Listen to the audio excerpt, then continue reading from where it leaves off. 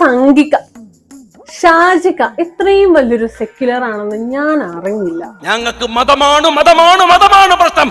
സംസ്ഥാന തെരഞ്ഞെടുപ്പ് കമ്മീഷണറായിട്ട് എൻ ശേഷാദ്രിനാഥനെ നിയമിച്ചത് നിങ്ങൾ പറഞ്ഞിട്ടുണ്ടാവും. ആൻഡ് അതിനെപ്പറ്റി ഷാജിക പറഞ്ഞത്, അതുപോലെ ഈ മനുഷ്യൻ ജഡ്ജായിരുന്നു, വക്കീലുമായിരുന്നു. അദ്ദേഹം വക്കീലായ കാലത്ത് വാദിച്ച ഒരു സംഘി കേസ്, അദ്ദേഹം ജഡ്ജായിരുന്ന കാലത്ത് പറഞ്ഞ ഒരു വിധി പറഞ്ഞ ഒരു ഏകപക്ഷീയമായ വിധി പറഞ്ഞ ഒരു സംഘി കേസ്, അതല്ലേ ഒരാളെ കണ്ട് അയാൾ പിന്നെ പൊട്ടുണ്ട്, അയാളുടെ കോലുണ്ട് എന്നൊക്കെ പറഞ്ഞാൽ എന്തിനാ ഇന്നത്തെ കാലത്ത് ഒരാൾ ഇങ്ങനെ വർഗീയവൽക്കരിക്കുന്നത്? അങ്ങനെ മെറിറ്റ് നോക്കുകയാണെങ്കിൽ ഇവിടെ RSS BJP മാത്രമല്ലല്ലോ, ഇന്ത്യ മുന്നണിയിലൊക്കെ ഒന്നിച്ച് നിൽക്കുന്ന CPM ഉണ്ട്, CPI ഉണ്ട്, കോൺഗ്രസ് ഉണ്ട്, ലീഗ് ഉണ്ട്. ഇത്രയും പാർട്ടികളൊന്നുമില്ല ഈ മെറിറ്റ് ഉള്ളവര്. പക്ഷെ ഇതൊക്കെ പാർട്ടിയിലോ പാർട്ടിക്കാർക്കോ താല്പര്യമുള്ള കേസുകളാണോ? അല്ല. KPCCയുടെ ജനറൽ സെക്രട്ടറി PM നിയാസ് ഇതിന് കംപ്ലീറ്റ്ലി അഗെയിൻസ്റ്റ് ആയിട്ടുള്ള ഒരു സ്റ്റേറ്റ്മെന്റ് ആയിട്ട് വന്നിട്ടുണ്ട്. പാർട്ടിയോട് അഭിമതരായിട്ടുള്ള ആളുകളോ നിരവധി ആളുകൾ ഉണ്ടാകുമ്പോൾ അവരൊന്നും പറ്റാതെ പാർട്ടിയുമായി പുലബന്ധമില്ലാത്ത സംഘിയായി പ്രവർത്തിച്ചു വരുന്ന അല്ലെങ്കിൽ ജനങ്ങളാൽ അറിയപ്പെടുന്ന ഒരു സംഘി ഈ വ്യക്തിയെ അവിടെ വെക്കുന്നു എന്നതിലാണ് ഞങ്ങളുടെ അഭിപ്രായം. അങ്ങനെ പൊളിറ്റിക്കൽ പോസ്റ്റായിട്ട് വെക്കുന്ന ഒരു പോസ്റ്റിൽ വെക്കാതിരുന്നാൽ ഉണ്ടാകുന്ന വോട്ട് ചോരി കേരളത്തിലും ഉണ്ടായാൽ ആ ഉത്തരം പറയും. പേര് നിർദ്ദേശിച്ചത് VD സതീശൻ മുഖ്യമന്ത്രിയാണ്. കണക്റ്റായി അല്ലെ? കോൺഗ്രസിനുള്ളിൽ ഇത്രയൊക്കെ വിമർശനം ഉണ്ടായിട്ടും എന്തിനാണ് BJPയിലേക്ക് ചോയ്സ് പോകുന്നത് എന്നുള്ളത് ഭയങ്കര ഇൻട്രസ്റ്റിംഗ് ആയിട്ടുള്ള ഒരു ഫാക്ട് ആണ്. ഇത് ആദ്യമായിട്ടാണെന്ന് വെച്ചാൽ അല്ല.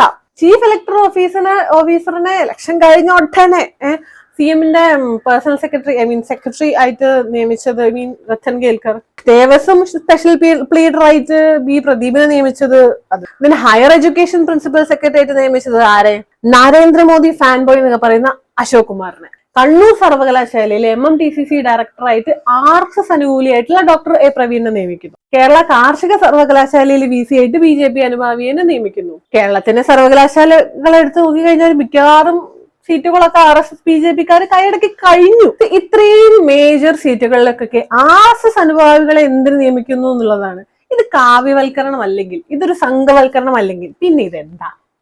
സെക്യുലർ ആണെന്ന് പറയരുത് പ്ലീസ്. അങ്ങനെയാണെങ്കിൽ CPM അനുഭാവിനെയൊക്കെ നിയമിച്ച് കാണിക്കേ, അപ്പൊ നമ്മൾ സമ്മതിക്കുക. ഇത്രയും കാലം ഞാൻ വിചാരിച്ചോണ്ടിരുന്നത് VD സതീശന് മാത്രമാണ് BJP ആയിട്ട് ഡീലുള്ളത്. പക്ഷെ ഇപ്പൊ PM ശ്രീ വന്നു, PM ആവാസ് യോജന വന്നു, ഇപ്പൊ ഈ നിയമനങ്ങളില് ഇങ്ങനെ ഷാജിക വന്ന് സപ്പോർട്ട് ചെയ്യുന്നു.